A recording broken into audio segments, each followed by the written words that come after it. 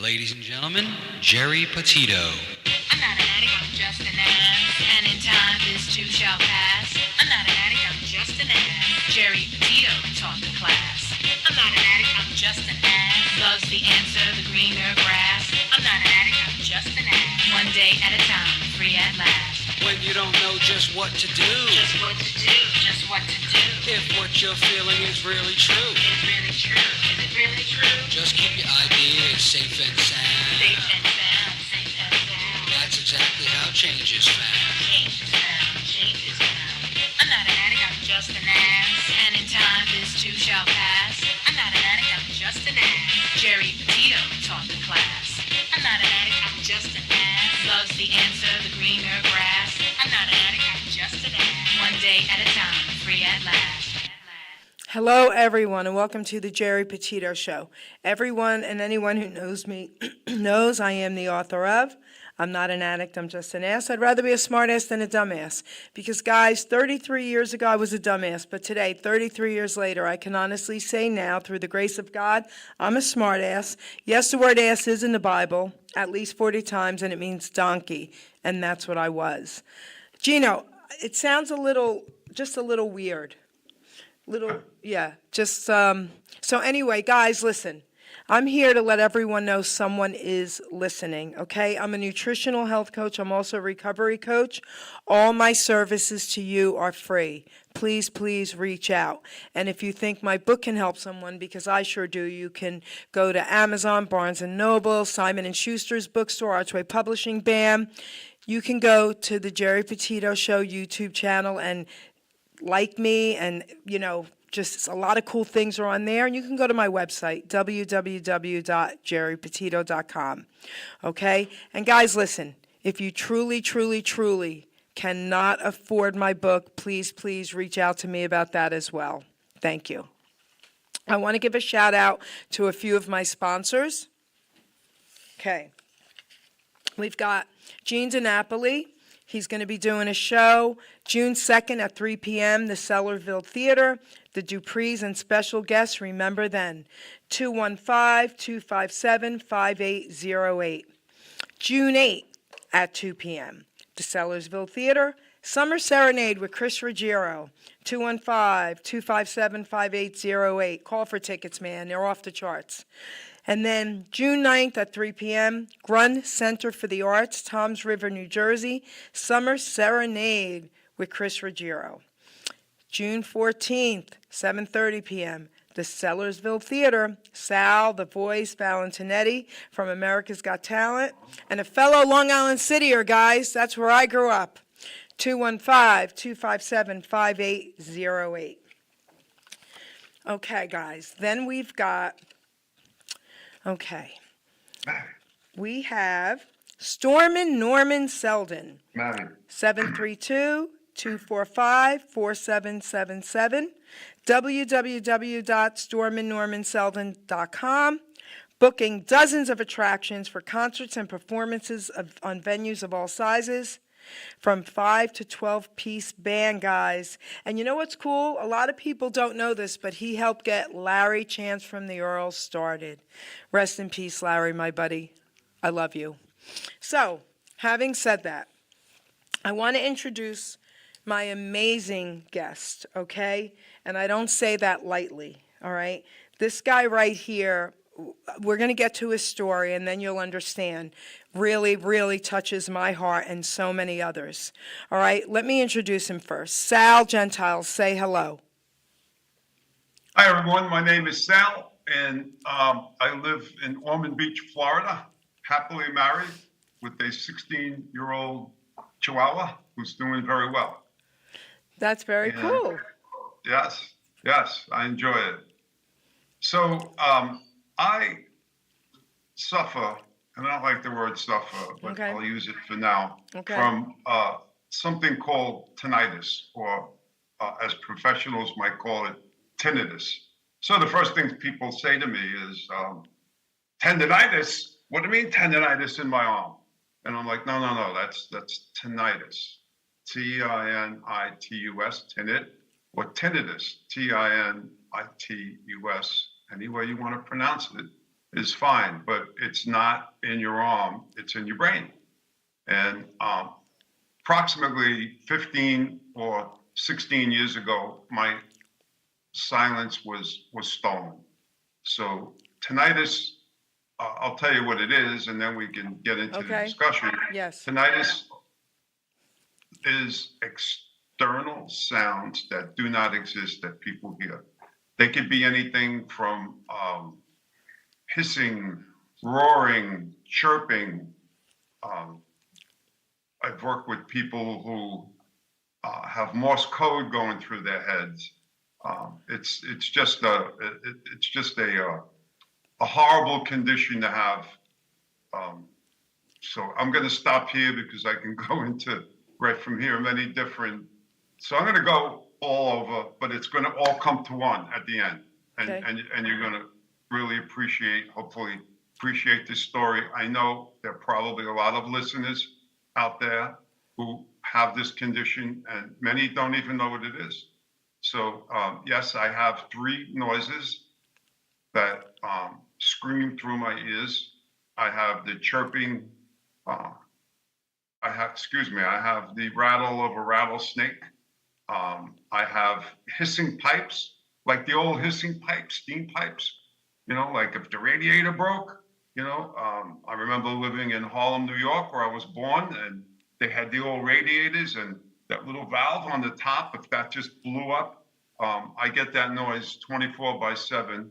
And I also get some sort of a mechanical noise, kind of like going through my ears, like a conveyor belt or something. Now, where did this all start and how did this all happen? Wait, I can't believe you just said that. That was going to be my question to you. This is perfect. And of course, your age and all that. Tell us everything. So I'm going to go back to 1970, Fort Jackson, South Carolina, Army National Guard infantry, placed in the regular Army for several months, under a lot of loud grenades, even in training, very close to loud noises, Humvees, deuces, we call them then, the big Army trucks that they had out there. So, and of course, M16 fire, and so gunfire. So,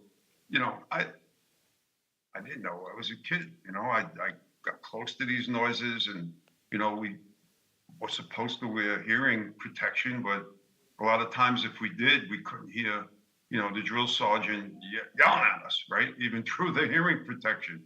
So we didn't wear it. And these, what we call loud decibel sounds, over what we call 85 decibels. Anything over that is damage to the brain, not to the ear. And we'll get a little bit into that. So when I got home, my lovely wife and we would go out and I'd say, "Wow, did you hear that?"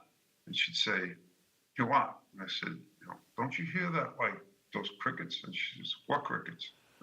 So this went on, and over time, I actually forgot about it, even though it was there. Now, started leaving my life, and still at 74, going on 75, try to stay very athletic. And I started riding. I lived in Tampa, Florida at the time, and I met this group of bicycle riders, and I had this old dumpy bike, but I managed to stay up with them, and then there you go. Next thing I know, I bought a road bike, and I'm riding with them. So we would be riding long rides, sometimes 100-mile rides and century rides, and they would say, "Left turn," and everybody would go left, and Sal would make a right, because I heard, I had no idea what they were saying. So, it's not like I didn't know. I knew something was going on, but I did what most people do. We just ignore it. And it worsened and worsened. And when I went to social events or out with my wife to parties, and So I would pretend that I heard people talking, and I would laugh. And you know what?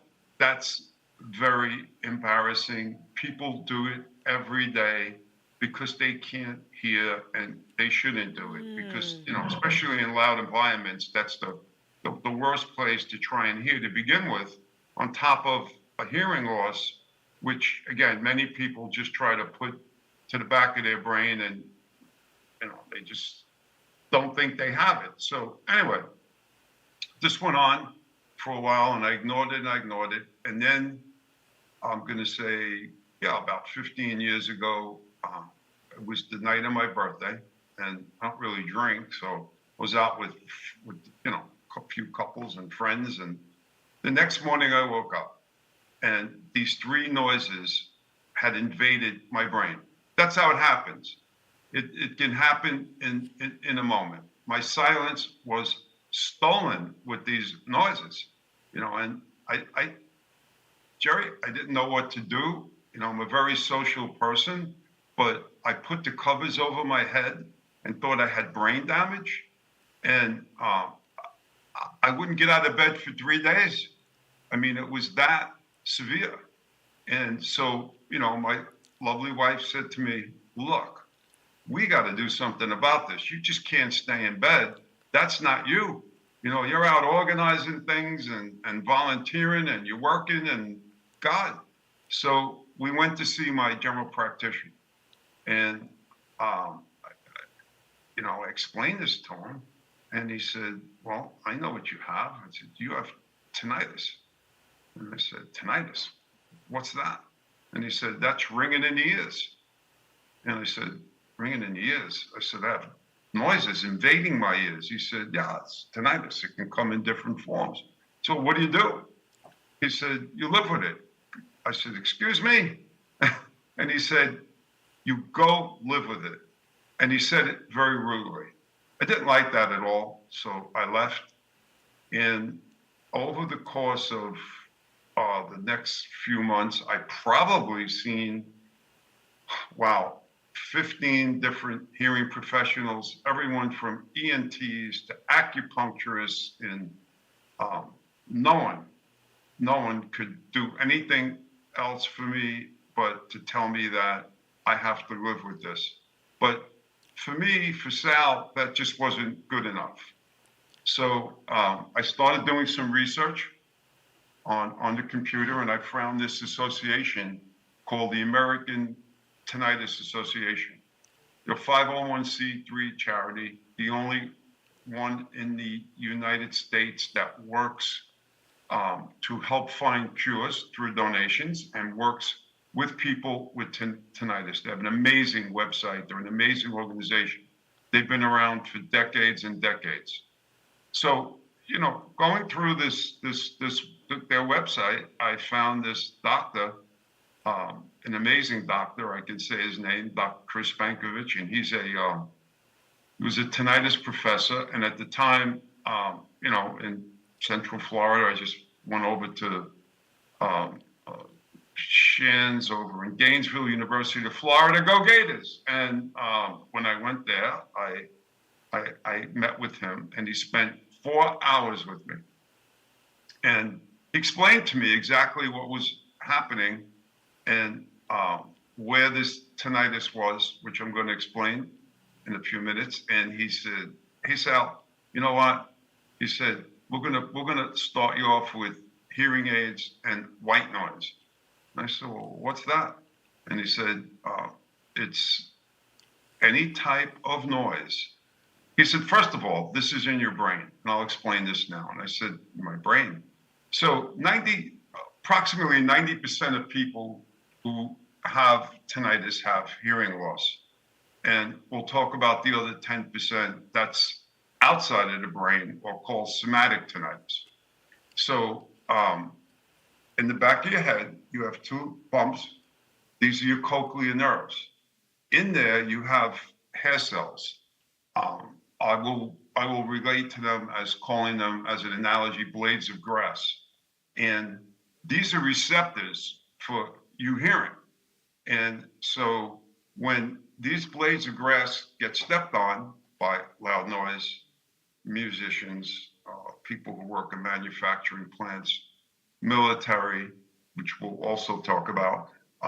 These blades of grass become damaged and they go down and down and down.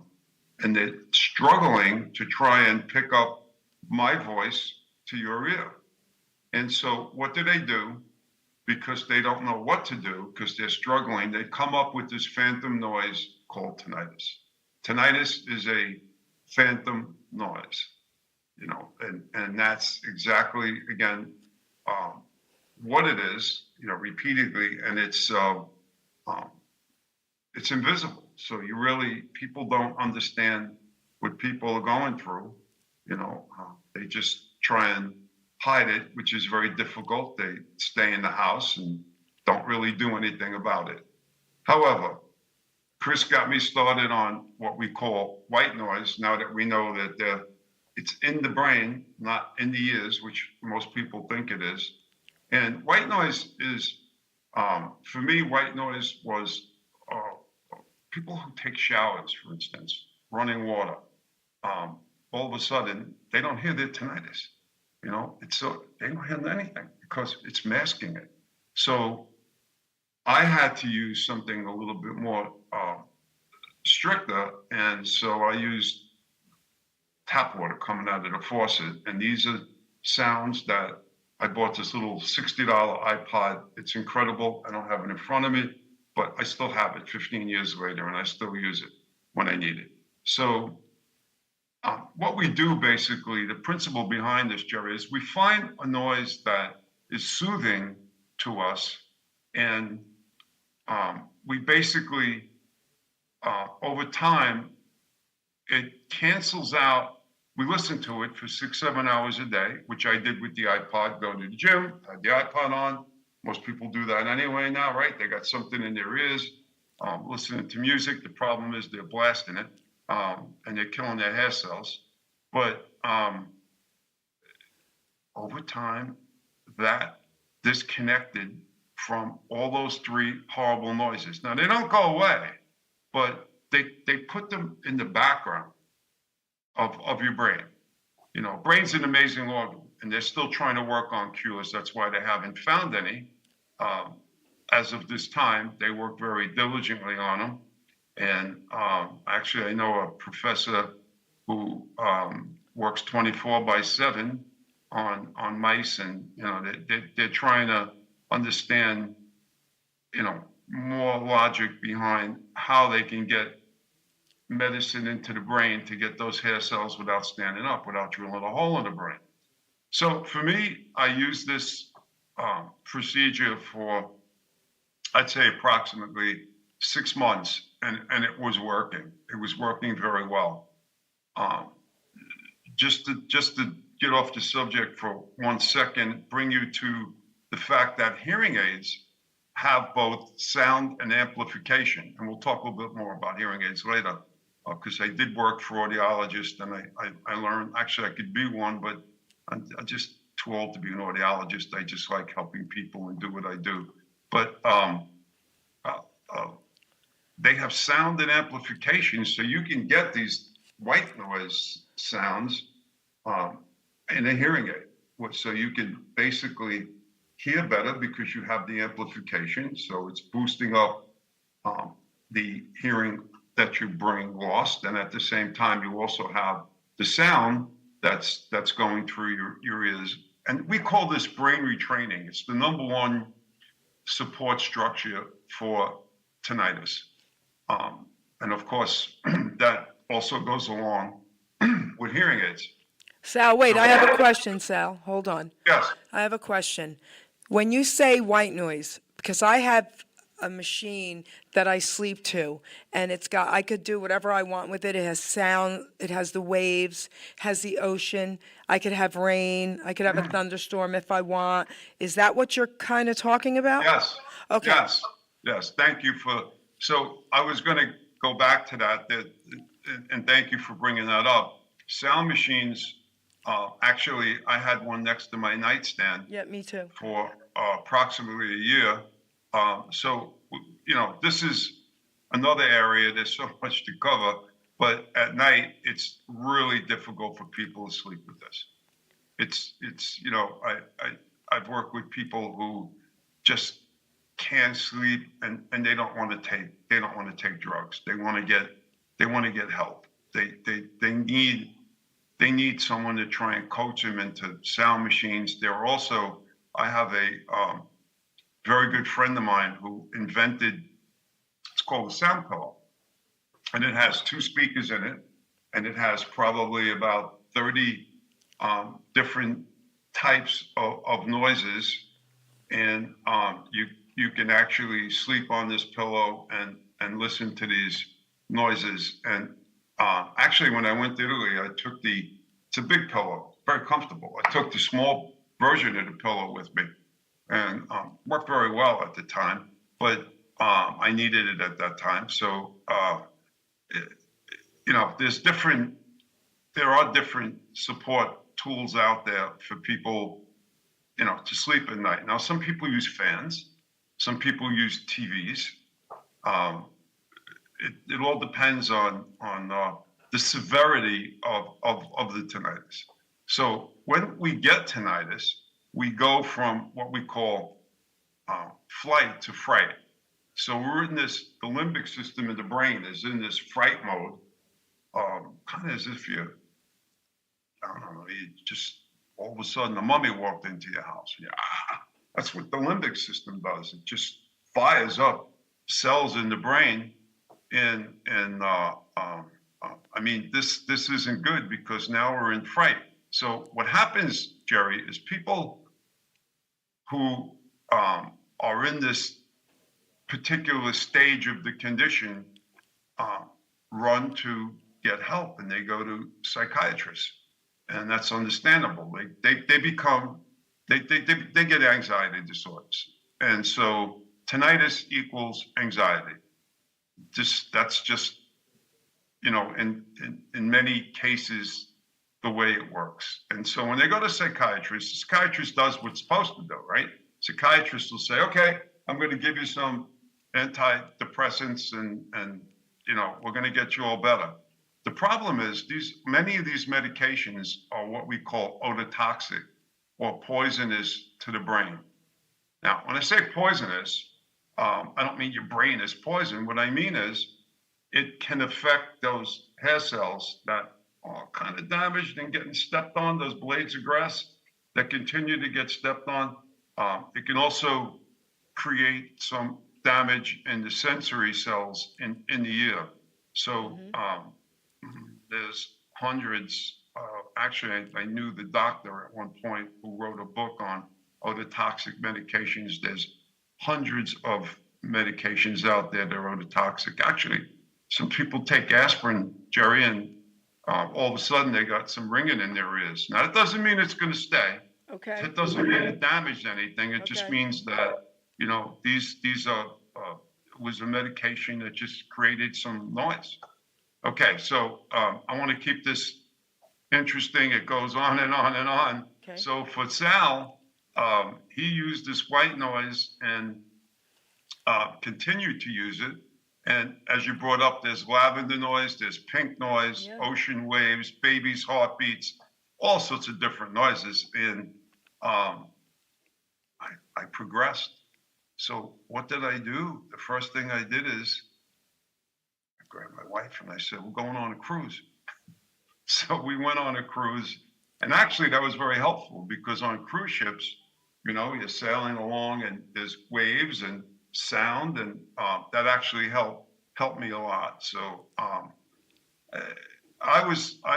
my brain was retraining very well to what we call habituation.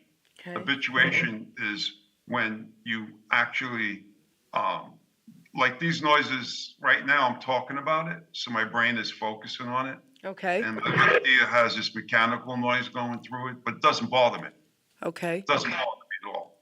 In other words, the blue sky, the sun out there, the alligators in the pond where I live, surrounded by water, every window is more important to me than the noise. And it takes a lot of discipline a lot of time to learn to habituate, or as we call it, habituate, or just move on from the noises. So as that continued to happen, I felt I owed a dedication to the American Tinnitus Association. So I became a volunteer support group leader. Okay. And I ran support groups. I remember my first one, I was really nervous. I was, in this classroom in a college in Tampa. And I didn't know, if people were going to come in, if they weren't going to come in. The college had a hearing loss association clinic in there, and they, were helping me. And Jerry, the line was out the door and around. Really? Around the corner. Yeah. So, the first meeting I probably had about 60. And so there's no cures right now for tinnitus, right? So what we can do is just explain some of the support tools that I explained to you. And, I get an hour or an hour and 15 minutes with 60 people in the room who have all sorts of different noises, who want to ask Sal questions. And it's very, very difficult. But you know what? I learned from them. I became educated. I continue to become educated. And what I basically did was I had them speak to one another and kind of like monitored this classroom environment of people who were challenged with these noises that were affecting the quality of their life, whose silence were also stolen. And it was interesting for them to know that you're not alone. And for all those people out there and the listeners, they need to know that they're not alone. Right. There are people, Jerry, I can tell you, they talk about 50 million people that have tinnitus. I think there are so many more. My lawn guy has it. My bicycle repair guy has it. Anybody I talk to, it might not be very loud to them, but they have it. And it it's interesting, musicians and, like we mentioned, people in manufacturing plants, the military.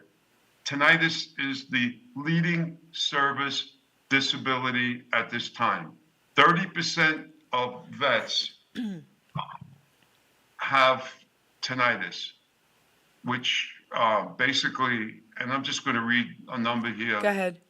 In 2021, 167,000 veterans reported tinnitus. Now, right now, it's over a $2.5 million disability that the VA is paying out from all periods of war and service. So, I mean, it's heartbreaking to see this, because now Wow. I started working with veterans also. So, running these support groups, I became educated. I was able to educate other people. There's one other support structure that we use, mechanism, whatever you might want to call it. It's called cognitive behavioral therapy, or CBT. So CBT teaches you something a little bit different. Now, I took this with a psychologist for 7 years. Very interesting. CBT teaches you, hey, listen, you know what? I don't care about the noise. I understand, and I'm caring, but we're not going to concentrate on the noise. We're going to concentrate and learn to teach you about the reaction of the noise, your reaction to the noise. So you have a noise, right? And the first thing you do, again, is go from fright to flight. But for God's sake, there are millions of noises out there. There's the road tire noise from your car. There's sirens. There's birds chirping. There's all sorts of noises out there. So behavioral modification. I can't walk. I broke my leg. I cannot walk. Oh my God, Jerry, I can't walk. I broke my leg. You know what? You learn and you get taught don't say you can't walk. Just say that I can walk with a broken leg. See how different it is? It's a positive, I call it a mentally mechanical change in behavioral lifestyle, and it works. I mean, it took a while working with the psychologists, but they also use it now for anxiety disorders because they try to replace it with the medications. Not necessarily all people with tinnitus. Could be anybody, you know. They just try to help them with this new philosophy. Well, it's been around for a while, but that will try and you know, cure them to some extent. And even with the sound pillows, it's not just for people who have tinnitus.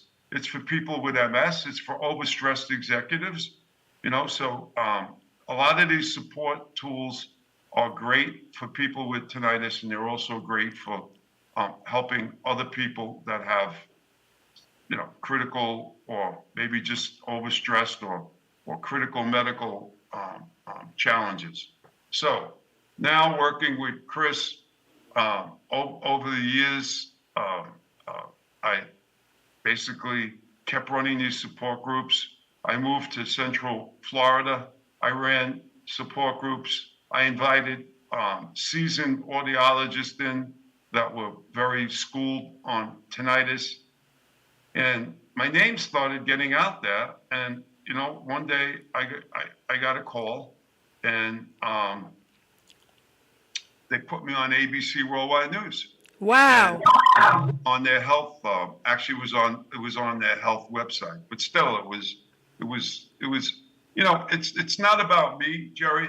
It's about the fact that we can try to make the world a little bit better by helping people and educating them. Education comes first. Most people say, tinnitus, I don't know what tinnitus is. It's just, I got this ringing in my ears. It's coming from my ears. No, it's coming from your brain, and we teach you how to retrain it.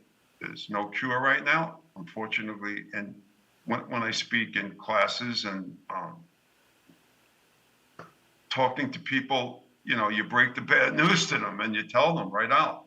You know, you have to be honest with them and say there's no cure, but, you know, there are other things we could do. Now, there's a whole other section that I can go into on cure trials and professors around the United States who were trying to find cures. And, you know, we don't want to talk about I'll mention it, all these, you know, ads you see, you know, yeah, you know, get 1 month for free and, you know, just put it in your ear and it'll be fine. It's not bigger than a bread box, right? And then, you know, 2 months later, you double billed and your tinnitus is twice as loud. So these are things that we just have to be careful about. But, you know, I went on and I continued to work with people, and the more people I work with, the more I learned. And it was being a support group leader, and actually was hired on the ATA, the American Tinnitus Association staff, and I answered phone calls from people who would call from all over the United States. Now that was quite challenging because usually that's done by an audiologist. Sal, hold that thought for 1 second. Sure. We're trying to fix this mic. Can you hear me okay now? Yes. I think that's better. No, do you hear that boom boom? It might be out here. I'm not sure. Something keeps banging. When I'm talking?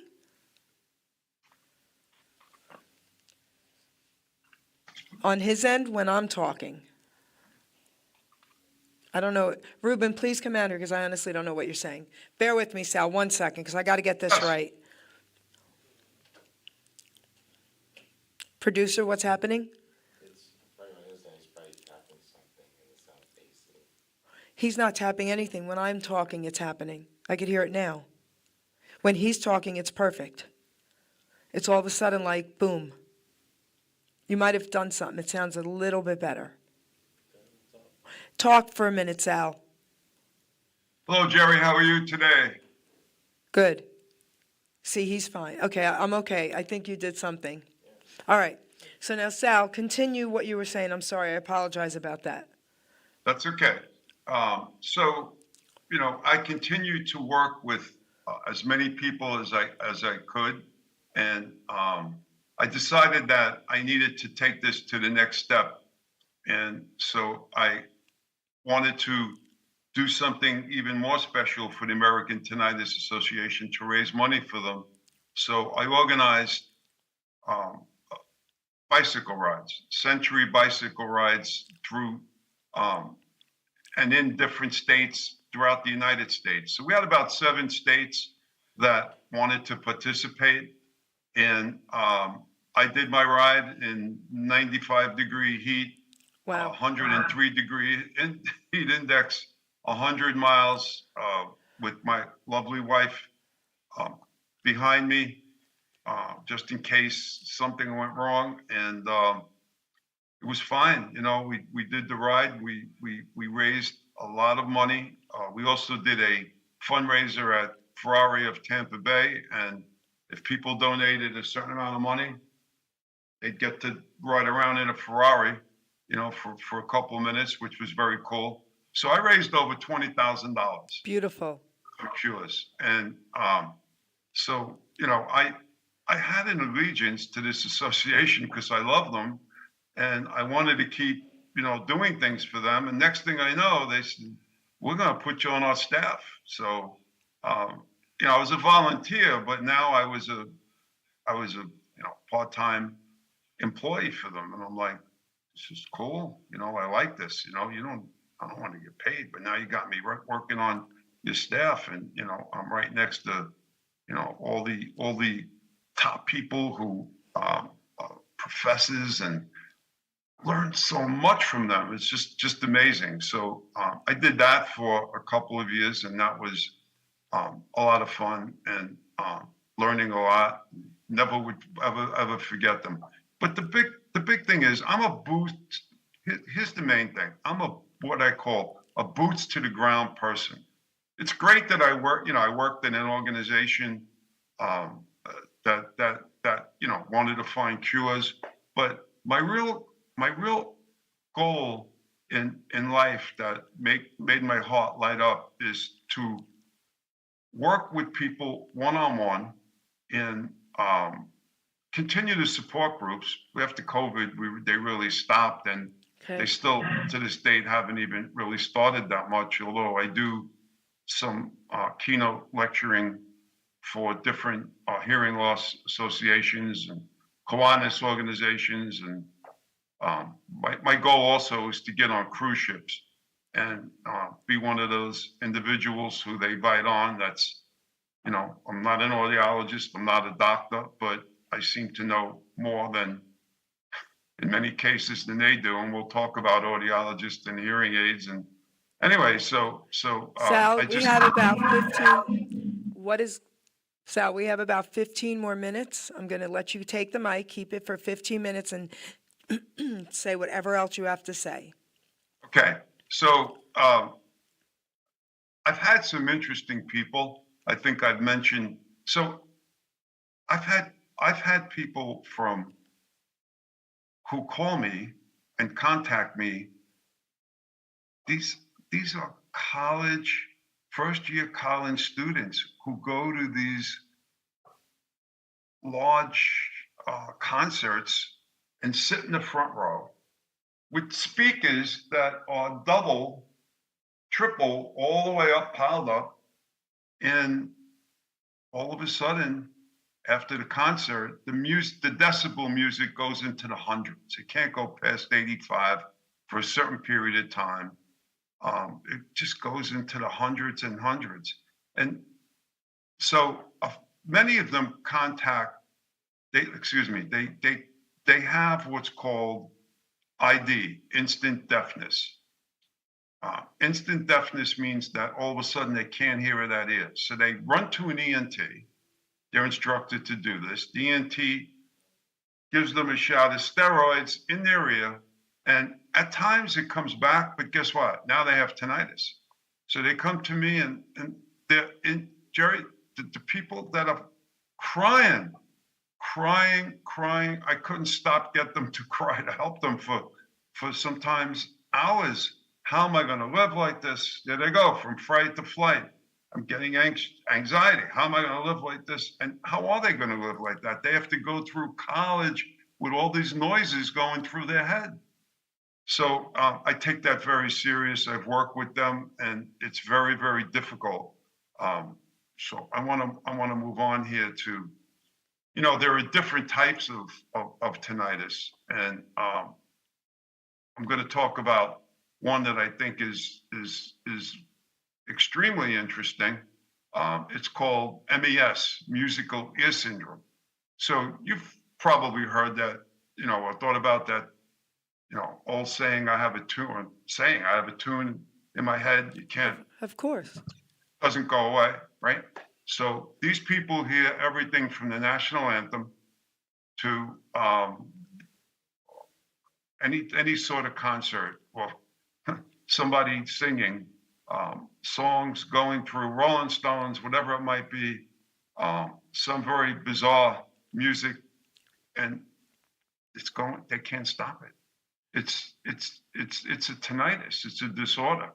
Now, these are very, very difficult people to work with, but you can help them. And again, I work specifically through white noise, but they would need, or pink noise or lavender noise, which we talked about, but they would need cognitive, certainly cognitive behavioral therapy with an audiologist.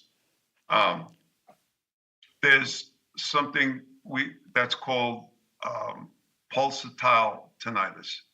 People hear their heartbeats, and you drive them crazy. They hear their heartbeats all day. They actually have support groups called the whooshing whooshes, because this is what you're hearing: whoosh, whoosh, whoosh, whoosh, whoosh. That's 24/7. Oh my gosh. It really is terrible. Then there are people who have, I'm going to get into this a little, reactive hyperacusis, or what I call reactive tinnitus. They call it hyperacusis. And that basically is, so when you have sound going through your ears to help, use white noise again as an example, it has to stay lower than the sound you're hearing. So people say, oh, that's crazy. Why would I want to make that lower and not, I still hear the tinnitus? Well, that's the whole idea, because if you made it louder and you mask, you mask that sound, that pleasant sound, guess what? When you take that out of your ear, and you're going to have horrible tinnitus because it's going to be much louder. So we keep it lower. Now, with reactive tinnitus, people's tinnitus flare even further when you put white noise on.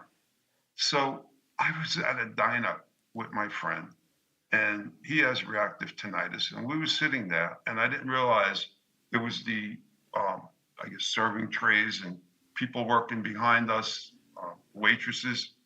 Somebody dropped a pile of dishes.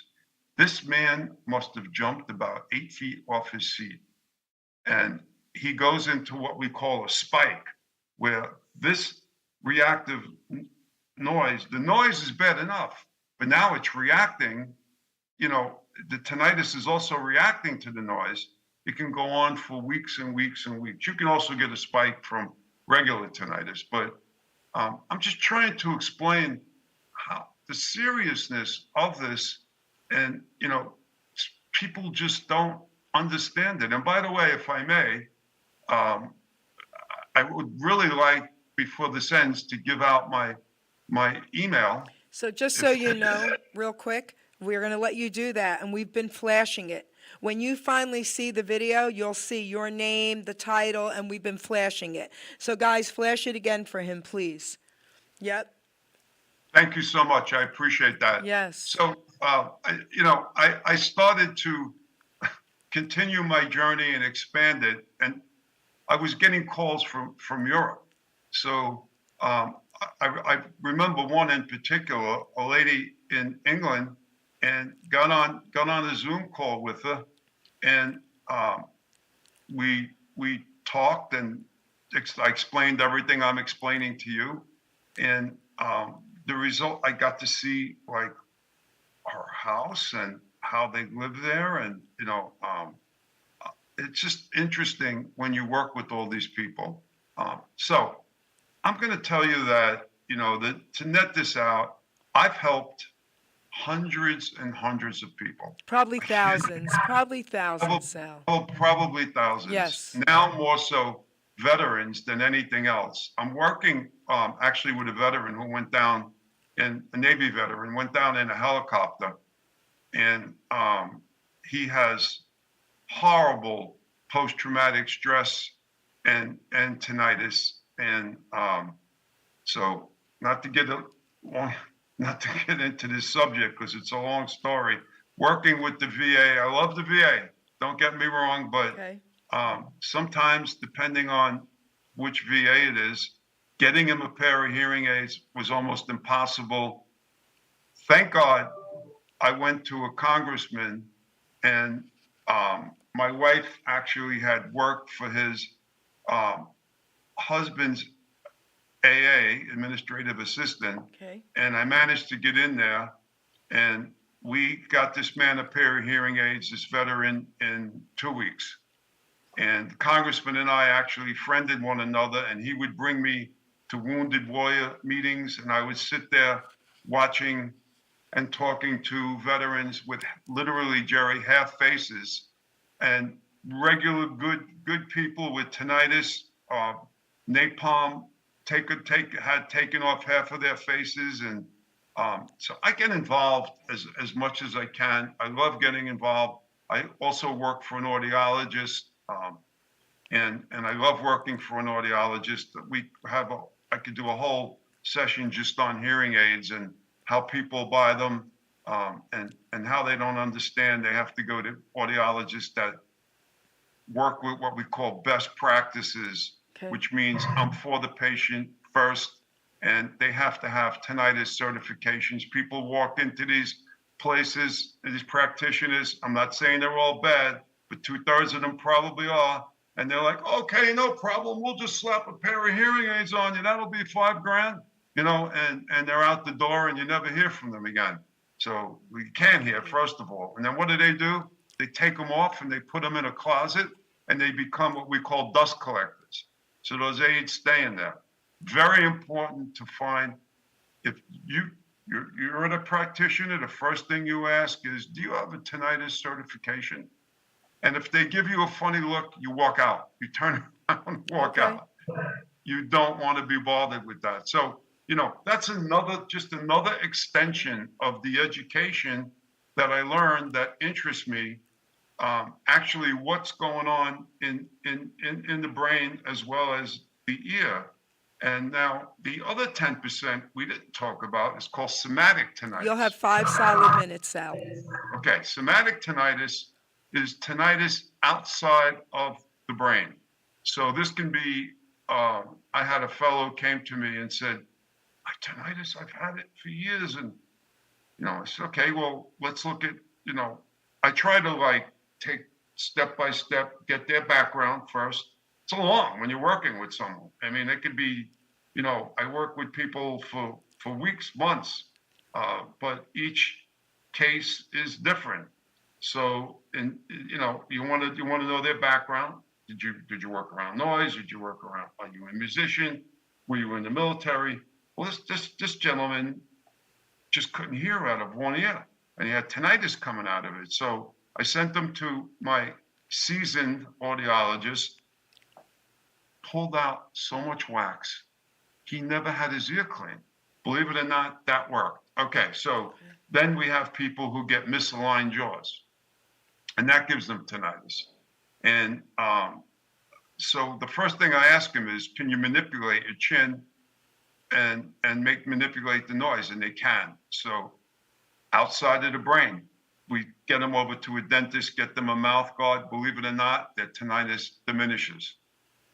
So it could be an Eustachian tube infection going down the ear. It could be, and this is important for people to understand that they want to go to their ENT and get checked.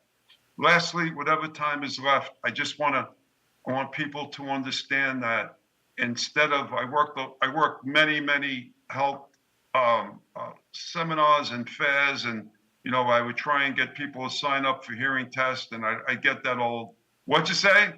And people just for some reason think this is funny. They think it's a joke. But you know what? If you go to the doctor once a year or twice a year, and you get blood tests and you get other tests taken, and you could have serious problems with body parts, why the heck wouldn't you go once a year and get your hearing checked? There's no difference between the two.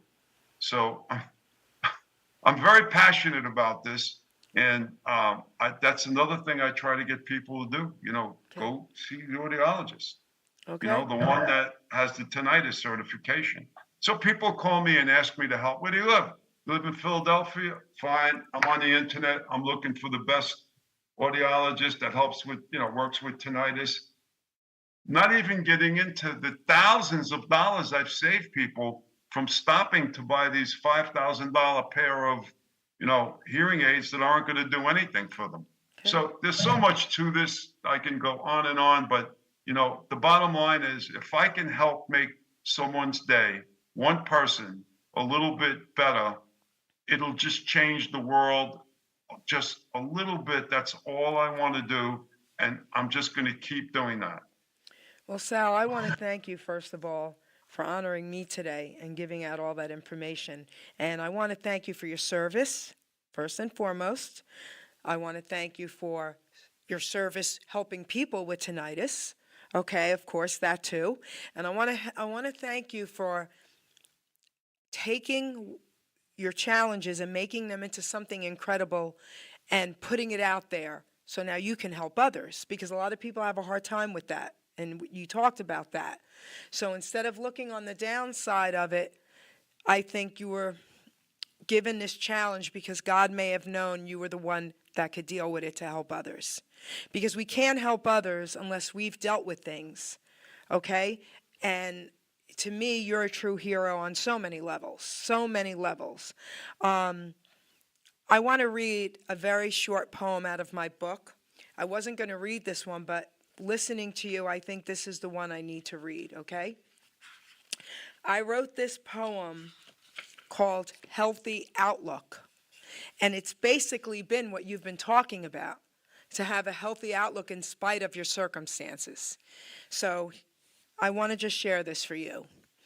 A healthy outlook begins with you.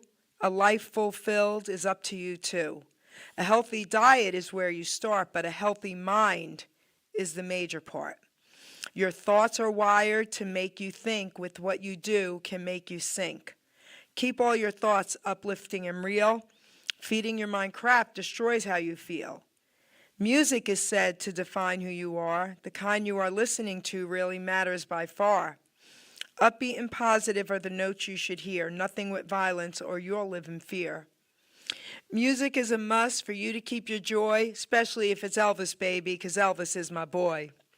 I just wanted to share that with you because... Well, that's very heartwarming. Because everything you've been talking about is to keep your thoughts uplifting and to get through all this. And Sal, again, you honored me, you honored my producers here at Hamilton Radio, and you've honored everyone that's listening to the show and will be listening to the show. So never stop. God is using you, and I just want to say thank you again for everything you're doing. To me, you are a true hero. Thank you, Sal. Thank you for giving me the opportunity to be on your show. I'm honored. Amazing. This show will also be on iHeartRadio, guys, next week, Tuesday or Wednesday. I'll let everybody know when, the audio of it. Please share this video, guys. This guy's a true hero. And we've been flashing his website, his email, whatever we've had from him. Please email him. Please get in touch with him, okay? Because I know a lot of you out there probably need some help. All right? So again, Sal Gentile, everybody, a true hero. Thank you, sweetheart. Producers, Thank you. take us out.